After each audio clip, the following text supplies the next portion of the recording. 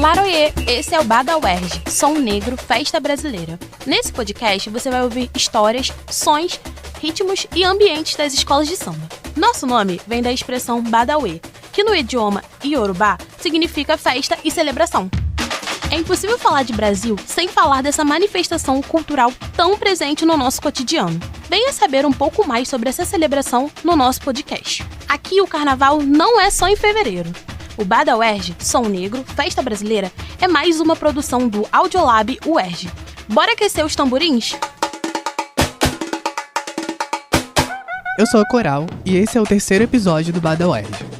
Hoje, quem desfila na nossa avenida são elas, as contribuintes para o surgimento do que a gente conhece hoje como samba.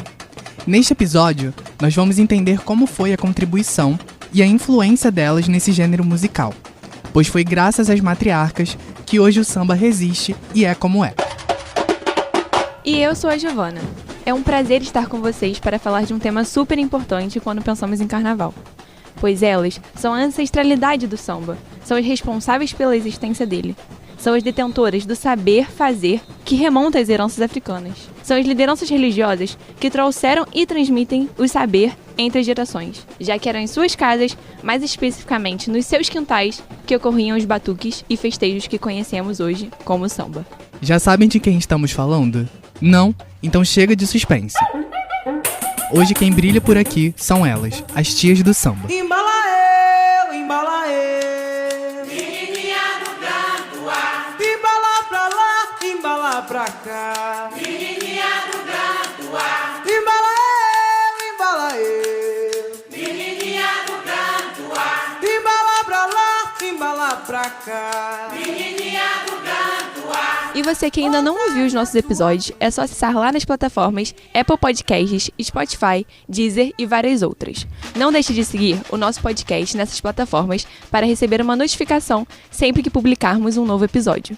E como para nós o carnaval se faz nos 365 dias do ano, segue a gente no Instagram para estar atento a todas as novidades, mandar perguntas e sugestões para o nosso programa. Os quintais das tias eram um lugar que simbolizavam amor e cuidado. Era um espaço seguro para os músicos fazerem a sua arte. E funcionavam a partir da camuflagem, pois essas reuniões tinham também um cunho religioso, onde as cerimônias religiosas eram seguidas das rodas de samba.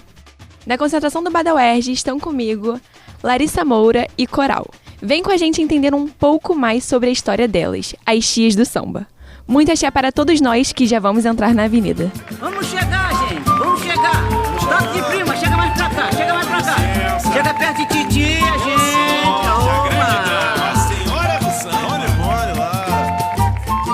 É impossível começar a falar sobre a história do samba sem falar de um dos estados brasileiros mais ricos em herança e cultura africana, a Bahia, que foi onde surgiu o candomblé, religião afro-brasileira trazida pelos escravizados que tem como principal característica a devoção e homenagem aos orixás, que segundo a mitologia são deuses responsáveis por ordenar o mundo. Os rituais reúnem batuques, danças, oferendas e a figura da mulher, as baianas, são responsáveis por dar forma física a essas oferendas. Pois é, Coral, o professor, historiador e guia de turismo Flávio Henrique Cardoso nos conta um pouco mais sobre essa importância das mulheres nesses rituais. E você vê que as mães de santo, a tia, foram tão importantes para a história do samba, que um prefeito, o Pedro Ernesto, em 1933, fez uma lei obrigando todas as escolas de samba a ter uma ala das baianas. Hoje, nenhuma escola de samba pode desfilar sem ala das baianas, foi uma lei, é um decreto municipal, é obrigatório. Aliás, a ala das baianas é a única ala que é contada, tem que ter 80. Se não tiver 80, cada baiana menos é 0,1. E 0,1, amigão, você perde o carnaval. Por que fez criar essa lei, esse decreto? Porque mostra a importância das histórias dessas mães nessa região. Então as tias de santo, as mães, terreiro de candomblé, foram fundamentais para a preservação da memória e da história da pequena África e do Rio de Janeiro. E não só elas, mas outras mulheres também foram importantes. Sempre é importante falar dessa matriarcalidade africana, do papel fundamental da mulher preta. Por que as mulheres eram importantes ligadas à religião de candomblé? Porque quem era religiosa e quem dominava a culinária tinha muito poder. Existem muitos viés para contar a história de origem dessas tias, e um deles é que no fim do século XIX, com o fim da escravidão e a vinda dos negros baianos para a capital federal, eles se firmaram na pequena África, se juntando aos negros que já viviam ali.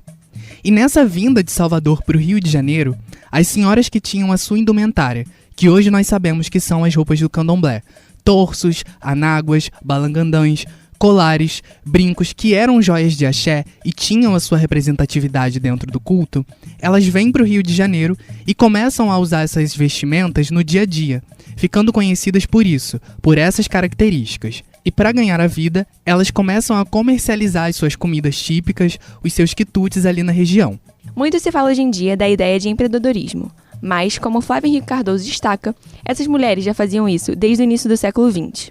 Hilária Batista de Almeida, tia Ciata, que sai da Bahia em 74, vem para cá, cria seus vínculos de amizade, seus círculos aqui. Elas faziam comidas, quitutes, doces, e iam vender aonde? Com seus tabuleiros nas esquinas. Rua da Quitanda, Rua da Assembleia, Rua de 7 de Setembro, Largo da Carioca. Aliás, o Largo da Carioca era conhecido como tabuleiro da Baiana. A tia Ciata percebeu, sabe o que ela percebeu?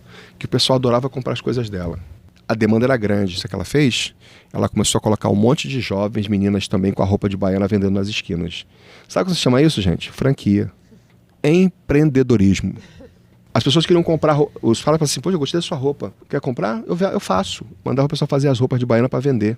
Visionária. E foi entre 1902 e 1906, com a drástica intervenção urbanista realizada por Pereira Passos, engenheiro e político, com o intuito de limpar a cidade, tudo o que significava doença, pobreza, atraso, que a população preta e marginalizada foi obrigada a se retirar e se concentrar em Cidade Nova, local onde vivia tia Ciata, ambiente que se formou um forte núcleo de resistência cultural e que se iniciou o reduto das tias baianas. O professor e pesquisador da cultura iorubá, Márcio de Jagum, nos conta como foi essa ocupação de um espaço para a vivência da cultura vinda da África. Ali naquele polo, a gente tinha uma reunião, uma agregação interessante que cheirava a resistência, cheirava a fé, esperança, cheirava a trabalho e, não por acaso, esses primeiros conglomerados religiosos surgem nessa área da saúde, Gamboa, Pedra do Sal, né? Essa área tão especial, tão rica do Rio de Janeiro. Olha tia Ciata, baiana quituteira, negra partideira, mulher brasileira, tia Ciata, baiana quituteira, negra partideira, mulher brasileira. Esse é um trecho da música Tia Ciata, do grupo musical Samba de Saia, que homenageia uma das mais memoráveis dessas tias pretas. Hilária Batista da Silva, conhecida como tia Ciata, mãe de santo nascida na Bahia, que chegou no Rio aos 22 anos, Ciata foi produtora, empreendedora e articuladora política da cultura, em um período em que o samba era criminalizado pelas autoridades políticas e de segurança pública. Flávio Henrique Cardoso ainda completa, mostrando a importância de tia Ciata. A tia Ciata ela vai ser a matriarca do samba não à toa. A tia Ciata ela era uma mulher que promovia apenas o samba, ela participava, ela sambava, ela dançava, ela fazia essa agitação cultural, né? Não é à toa que ela era amiga de Hilário Jovino, que ela chama de agitador cultural, que é um negócio pejorativo na época, né? Mas eu acho muito barato esse nome, agitador cultural, porque tem muito a ver com a nossa cara, né? E o Hilário Jovino ele vai ser o cara que vai criar os cordões, os ranchos de cordões na Pedra do Sal, que vai dar origem às escolas de samba no futuro. Os registros apontavam também que foi na Visconde de Itaúna, 117, próximo ao atual Campo de Santana, casa de tia Ciata, que aconteceram os encontros mais importantes do samba no Brasil. Era lá que se reuniam alguns dos primeiros e principais compositores do samba, como Donga, Pixinguinha, Cartola e João da Baiana. A música pelo telefone, primeiro samba carnavalesco gravado e registrado na Biblioteca Nacional por Donga, teria sido composto lá, na casa da tia Ciata. Já contamos essa história no episódio 1. Se você quiser ouvir esse samba, corre lá e dá play no primeiro episódio. A tia Ciata e as outras tias davam festas que duravam dias. Então elas criaram uma rede de informações. Então, quando você precisava de emprego, você falava com a tia Ciata, com a tia Amélia, pô, um emprego. Por quê? Porque todas as classes sociais falavam com elas. Os grandes empresários e as pessoas mais pobres. Então, ela sabia quem estava procurando emprego e quem tinha emprego para dar. Ela sabia quem, pô, tia Ciata precisa de um relacionamento, namorar. Falava com as tias. Tô com fome, preciso comer. Preciso de uma roupa, de um sapato. Falava com as tias. Elas ouviam, como toda mãe de santo, boas ouvintes. E tinha a questão da cura. espiritual, física, que elas faziam. Então, elas criaram grandes redes. Eu sempre falo para as pessoas, ninguém vai tirar isso na minha cabeça. As tias criaram uma rede tão importante, tão potente, que eu acho que o Mark Zuckerberg deu uma lida na matéria sobre as tias e aprendeu o Facebook. Porque o Facebook já existia naquela época, tá? As tias já tinham inventado o Facebook há muito tempo com a grande rede, porque era uma rede poderosa de informação, para poder dar informação, passar informação, saber da polícia, para saber das opressões e para ajudar as pessoas. Então, os candomblés naquela época tinham um papel fundamental, social, fantástico e também um local de preservação de memória. Não tem como a gente falar de samba sem falar de Tia Ciata, porque ainda que seu protagonismo seja apagado, ela foi e é um símbolo de resistência preta. As festas e celebrações religiosas que aconteciam em sua casa eram mais que isso, porque era um momento em que as pessoas se equilibravam emocionalmente para continuarem resistindo em meio à sociedade que os oprimia. Em seu quintal também ocorriam reuniões de cunho político, pois o racismo na época estava diretamente relacionado à proibição do samba, desde que ele ainda nem sonhava em se tornar um ritmo musical. Havia uma lei que podia tomar ou perseguir religiões de matriz africana ou manifestações culturais africanas. Então, qualquer manifestação, capoeira, candomblé, dança, música, qualquer coisa, era marginalizado. Então, se um cara fosse pego na rua com algum instrumento musical, ele perdia esse instrumento musical e guardavam nos museus, quando não estragavam e tal. Então, assim, isso até há pouco tempo. A lei durou até o século XX, agora recente. Nada é antigo no Brasil e nada é feito por acaso no Brasil. Você marginalizar um coletivo, ele tem um propósito. A população negra era chamada de classes perigosas no século XIX. Antigamente botava assim, fulano de tal, elemento perigoso portando um banjo. Elemento perigoso portando um berimbau. O berimbau, então, capoeira já era marginalizado. O berimbau era uma arma perigosíssima, né? O berimbau portando um cavaquinho. O cavaquinho era um instrumento perigosíssimo naquela época. Podia gerar uma série de problemas o cavaquinho. E a polícia tomava e levava para a delegacia e fez um museu. O Museu da Polícia Civil, antigo DOPS, ali no centro da cidade, tinha ali todo o material que eles roubaram da população africana e fizeram um museu. Eu falava assim, os caras são réu confessos, ainda tem um museu ainda para provar. Ou seja, além de tomar coisa dos outros, em vez de guardar e jogar fora, eles fizeram um museu. Para dizer assim, tá vendo isso aqui? A gente tomava das pessoas e botava aqui no museu, né? Aí depois tiveram que devolver em 2020, agora devolveram para o Museu da República. Na parte da frente da casa, tocavam os ritmos mais suaves, mais brandos, como chorinho, valsa, instrumentos de sopro e os que eram aceitos. Na parte de trás, tinham os batuques, samba, jongo, o candomblé.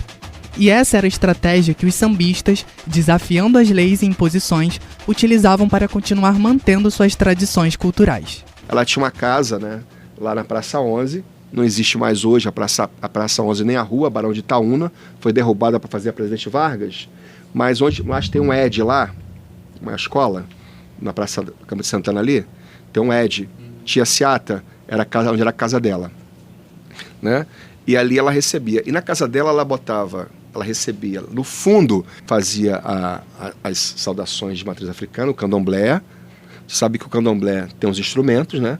Quando acabava a parte religiosa, são os mesmos instrumentos que são utilizados para fazer o samba. Por isso a relação do candomblé com o samba. Então tinha 3 camadas. O candomblé ficava lá no fundo, no meio o partido alto, e na frente algumas danças mais tradicionais. Essas danças, essas músicas que ficavam na frente, era liberada pelo governo, mas o partido alto e o outro não era. Então, quando havia as denúncias, há uma brincadeira que a gente fala que quando o samba estava comendo lá solto, que o pessoal denunciava, quando o pessoal voltava, chegava a polícia, eles mudavam para o chorinho, que era permitido, algo que parecesse mais Europa. Aí a polícia chegava e mudava o som. Quando a polícia ia embora, o samba rolava de novo. Os músicos eram considerados vagabundos, então não demorou até o preconceito ser legalizado e aparecer através da Lei da Vadiagem. Ela foi uma norma estabelecida que o ato de, entre aspas, vadiar passasse a ser contravenção. Foi baseado nela que o poder público reprimiu, amparado pela legalidade, rodas de samba e festas de candomblé nas casas das tias. Os terreiros de candomblé eram perseguidos, as festas eram perseguidas, né, naquela época, e olha a ironia. Um presidente da República teve problema seríssimo na perna, desenganado pelos médicos, disseram que não tinha mais como resolver essa questão, E aí o motorista bispo, né? Parece que motorista do presidente ou motorista da uma autoridade, curiosamente ele escutou essa história e deu uma sugestão para o presidente. Olha, eu acho que tem alguém que pode resolver o seu problema, presidente. E o presidente falou assim, quem? Olha, tem uma pessoa que pode trabalha com curas, né? Uma mãe de santo, tia Seata. Como o presidente viu que não já estava desenganado, falou assim, tá, vamos fazer. Isso quem conta muito bem é a Grace Mary, né? Grace Mary, que é a bisneta da tia Seata. E aí ela aceitou, só que o presidente queria que ela fosse lá, né, no Palácio do Catete. Ele falou assim, ela não, ele tem que vir aqui. Houve uma discussão. Só que ela foi convencida porque disseram assim, tia Seata, se o presidente vier aqui, vai dar confusão. Porque vão descobrir que ele está aqui, vai dar... E aí ela acabou fazendo. Fez o tratamento de ervas na perna dele. A perna dele, depois de alguns dias, foi curado. O Venceslau Braz, né? E o Venceslau Braz perguntou para a tia Seata o que ela queria. Ela falou, não quero nada. Ele, como não quer nada? Você me curou, tem que te pagar. E ela disse, caridade não se paga. É uma caridade que eu estou fazendo, como eu faço para as outras pessoas aqui. Caridade não se paga, não importa a sua posição. Pois bem, nessa discussão, eu sempre gosto de colocar uma história, uma pimenta na história. Eu acho que tanto ele perturbar a tia Seata, ela falou assim, tá bom, já que você quer me ajudar, o meu marido, ele é funcionário público, mas está num cargo com pouca importância, não está ganhando tão bem. Você sabe que nós tivemos muitos filhos, já só teve 15 filhos, né? Já veio com um filho da Bahia, mas teve mais 14 com o marido. Então, se puder arrumar um emprego melhor para ele, legal. E o cara coloca o marido da tia Seata para trabalhar no departamento da polícia. Vai ser junto com o chefe da polícia, que era o órgão responsável por reprimir os terreiros de candomblé e as religiões matrizes africanas. Aí diz que o pessoal, quando ligava para lá, para denunciar o barulho da casa da tia Seata por causa das festas, o pessoal, só um minutinho, eu vou passar pro marido dela que está aqui, você fala com ele, que ele está aqui. Ou quando a pessoa ia lá na delegacia, ó, fala com ele ali, ó, ele é o marido dela, pode discutir. Ela fala, ah não, então deixa para lá. E ia. Ou seja, ela conseguiu reduzir as perseguições à casa dela. Ela começou a levar para sua casa autoridades. Começou a estreitar as relações com autoridades, deputados, senadores. Quando a polícia chegava lá, quem recebia era o deputado ou o senador. Obviamente que a polícia ia embora. E assim ela fez com que se reduzisse, não acabasse, mas se reduzisse. Tava dormindo, quando Ngoma me chamou. Tava dormindo, quando Ngoma me chamou. Levanta, nego, o cativeiro se acabou. Levanta, nego, o cativeiro se acabou. Tivemos outras tias do samba com muita importância para o samba. A tia Carmen, tia Amélia e a tia Persiliana, baianas vindas do recôncavo baiano, que também organizavam os encontros em suas casas. Não veio para o Brasil uma África. Isso é importante. Veio para o Brasil várias Áfricas para o Brasil. Vieram nações africanas para cá. Vieram povos africanos para cá. E muitos desses povos mal se conhecia em África, porque a África é um continente, não é um país. A África nem todo preto é igual, que eu acho super curioso isso, de onde que tiraram essa ideia, porque o branco europeu ele não é igual. Tem vários brancos europeus, tem várias pessoas asiáticas. Eu sempre brinco que se você chamar um francês de britânico, tu vai arrumar um inimigo para a vida, né? Porque eles se amam pra caramba, né? Então, assim, a gente tem que respeitar cada grupo. Se os europeus são diferentes, se os asiáticos são diferentes, os povos originários são diferentes, nunca foram iguais. Por que que nós, africanos ou diaspóricos, somos iguais? Não somos. Temos diferenças em tudo. Queremos enfatizar que a construção do samba carioca foi multifacetada, ampliando a visão para outras personagens que não se esgotaram no papel importante da tia Seata e outras amplamente mencionadas.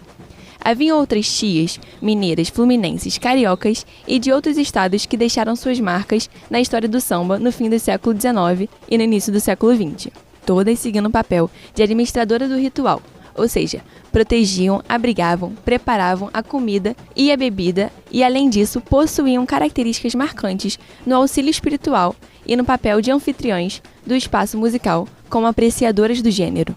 No entanto, pouco é falado sobre o aspecto marcante como instrumentistas, compositores e cantores. Foi a tia Persiliana quem ensinou a seu filho as batidas do pandeiro, e foi a grande responsável por trazer o instrumento ao samba, ainda em 1889. Todos os seus filhos se envolveram com a música. O movimento das mãos de Persiliana, transmitido a João da Baiana, era único.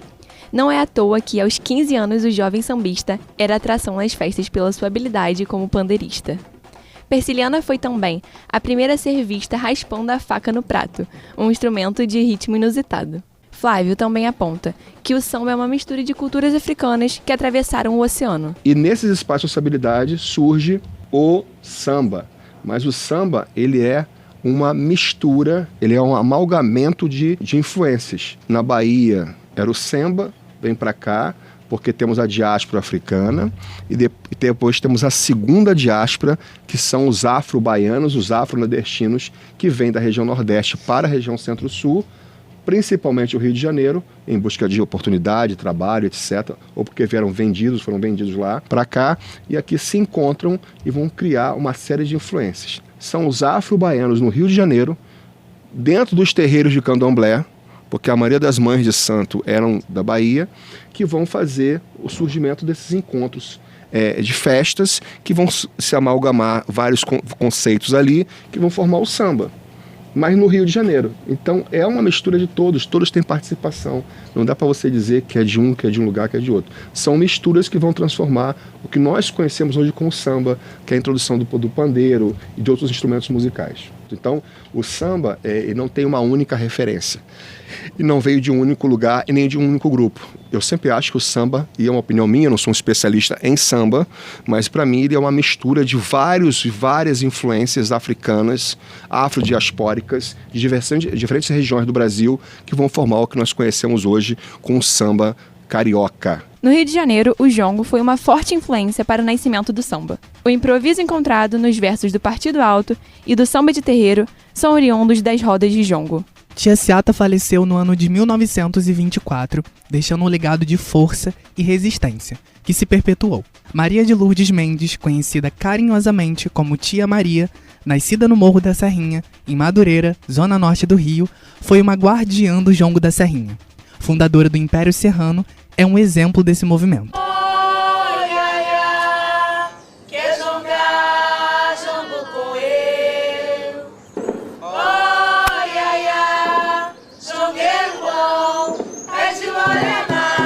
Nós trouxemos aqui para somar ao nosso episódio a cantora, compositora, atriz e bailarina Lazir Simval.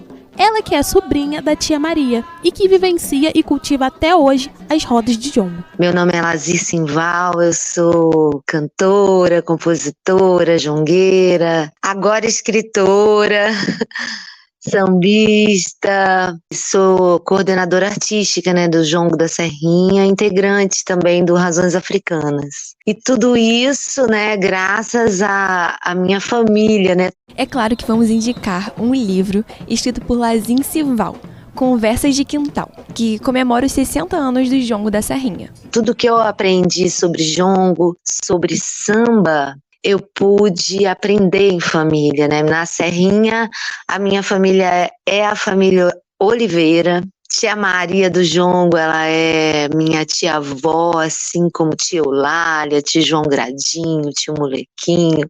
Minha família é muito grande, Então eu pude vivenciar e aprender muito com os nossos mais velhos. Fazendo aqui uma saudação aos nossos mais velhos, aos nossos mais velhos, aos nossos mais novos também. Então eu pude conviver com o jongo, esse canto, esse ritmo, essa dança, que veio de Angola para o Brasil, através dos negros bantos que foram trazidos, escravizados para trabalhar na plantação de café e cana, mais precisamente na região sudeste do nosso país.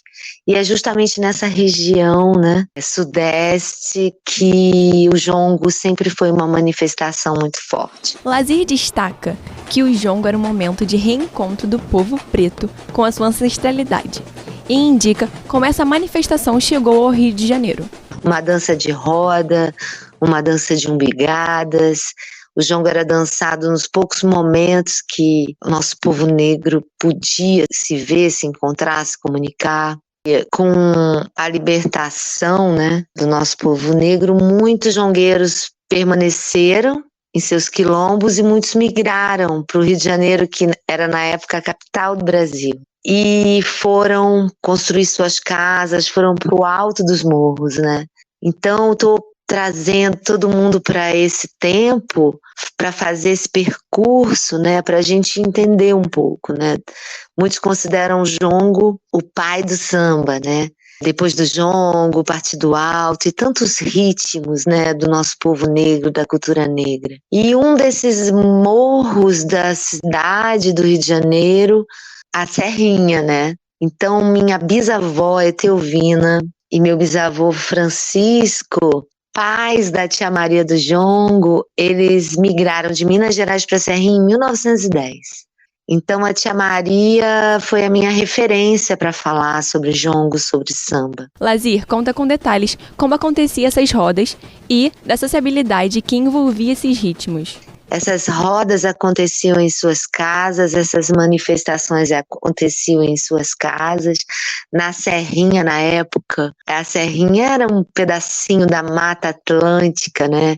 Eles construíram suas casas e nesses quintais essas manifestações aconteciam, né? O jongo, eu lembro dessa amizade dos jongueiros, né? Eu lembro do tio Aniceto do Império, grande partideiro.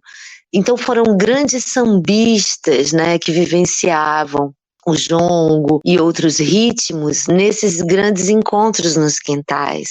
O jongo era dançado nas datas festivas, né? Tia Maria, além do jongo, vivenciou, né, através da mãe dela, que cantava jongo na casa dela, para ela, vivenciou todo esse nascimento, né? Tia Maria do Jongo contava que a escola de samba Império Serrano nasceu na casa dela. Então, essa ligação do jongo e o samba é uma ligação muito forte. E tio Aniceto, que eu me acostumei a chamar de tio, né? Depois de muitos anos, quando eu cresci, que eu fui entender que ele não era da minha família, né? De sangue mesmo, pela união das famílias, né? Todo o nosso povo era muito unido, muito forte nessa manifestação do partido alto, do samba. Eram nesses encontros, nesses quintais, que acontecia esse movimento negro, esse movimento muito forte de diálogo. Então, muitos não consideram que o jongo é o pai do samba, mas eu particularmente acho que sim. Um ponto importante dessa ancestralidade e que tem tudo a ver com a forma como contamos essas narrativas é a oralidade, algo fundamental para ritualizar, experienciar e viver os ritmos. Como sempre defendemos aqui no Audiolab, o som é o elemento que cria o contexto para a comunicação ser processada. Tem um partido alto do tio Aniceto do Império que fala muito disso, né, de todos os ritmos, se chama Capoeira, quem é teu pai? Diz assim: capoeira, quem é teu pai? Sou filha de Bamba, eu nasci do jongo, sou africana, irmã do samba. Então ele contava muito desse grande parentesco desses ritmos, né, da nossa cultura negra, né? Como todas essas influências eram muito fortes. Então, o jongo e o samba hoje continua resistindo, assim como vários gêneros, vários ritmos da cultura popular, através dessa oralidade, né, justamente, através desses ensinamentos, né, dos nossos mais velhos que deixaram para nós. Então, é uma união fortíssima dessas manifestações, fazendo com que muitos jongueiros, muitos sambistas também deixem seus legados, assim como nossos mais velhos nos deixaram. Percebemos que essa tradição se estende até os dias de hoje. Atualmente, as tias ainda ocupam vários espaços nas escolas. Muitas delas já foram passistas, porta-bandeiras, costureiras e cantoras. Hoje em dia, a maioria vai para a velha guarda, guardiões que representam ancestralidade e tradicionalismo, ou para a ala das baianas, que são alas muito respeitadas dentro e fora das escolas. Ala essa que é obrigatória desde o início da organização dos desfiles de escola de samba, em homenagem a essas mulheres que arriscaram suas vidas para a sobrevivência do samba.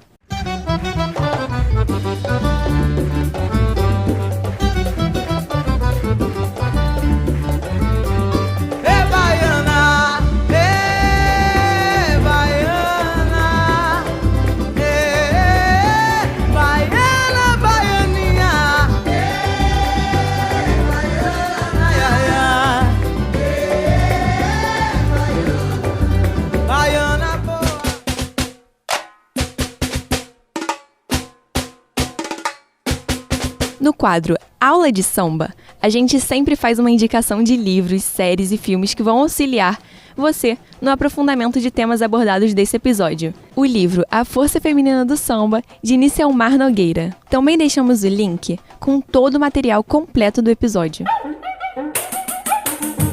As quadras das escolas de samba, hoje em dia, são como se fossem antigamente os encontros nos quintais das tias, onde elas cozinhavam e serviam os sambistas. E hoje, nas tradicionais feijoadas das agremiações, esse é um dos costumes herdados dessa época, que ainda permanece.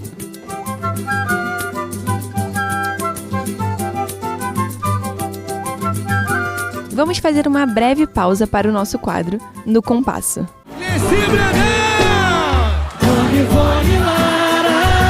Uma joia rara, Jovelina Pérola.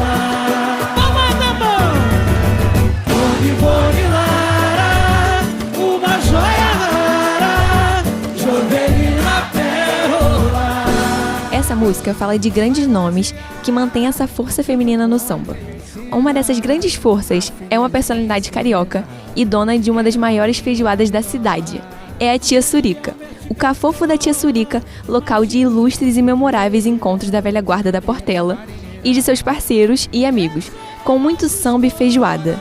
Ela, que aos 4 anos de idade teria desfilado na ala das baianas com a mãe, Dona Judite, e que é a atual presidenta da Portela. Eu comecei a sair na Portela com 4 anos, levado pelos meus pais, né, claro.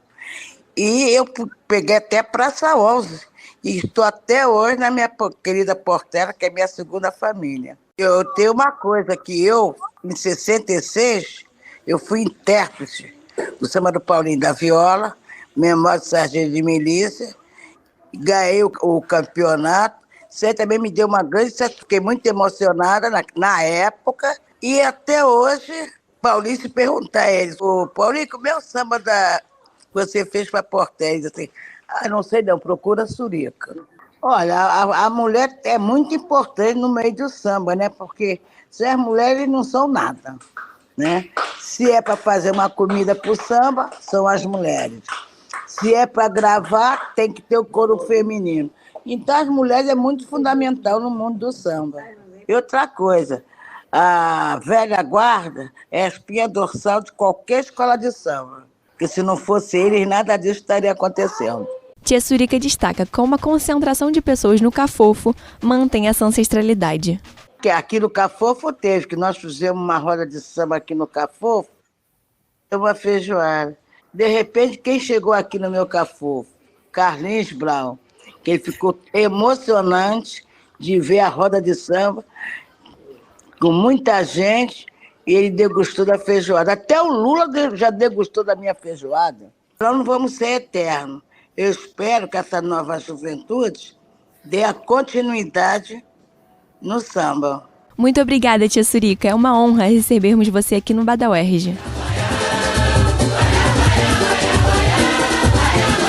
Percebe-se, então, que a presença e a resistência feminina foi fundamental para a preservação da nossa cultura.